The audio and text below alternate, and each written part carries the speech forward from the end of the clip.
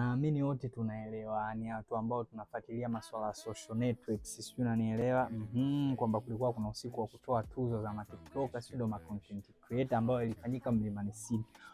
Kuna watu hawaamini macho, yani kuna watu hawaamini macho yao. Kuna watu ambao walitegemea watapata zile tuzo hapo hawajapata tuzo.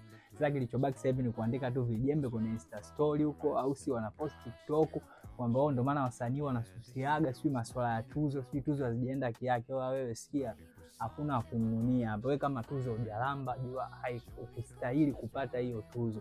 Kwa hiyo msianze kuleta urasiboni wenu katika maisha kweli. Wewe kama tuzo hujalamba, kausha. Usianze kuanunia watu na kuandika vijembe huko mitandaoni na sio tuzo hazikuwa zake. Wewe unaona tuzo ukupata, basi jua ukustahili kuipata hiyo tuzo. Kwa hiyo mwacheni ushamba bwana. Kuna maisha baada ya hayo, maisha ambayo nyinyi mnaishi hayo, sio ndio content creator, sio ya wachekeshaji, sio nini na nini. Kwa hiyo tulizaneni bwana, msiandike ujumbe huko kwanza kupiga watu mafumbo, sio nini na nini. Wewe ukiona tuzo ukulamba, jua ukustahili.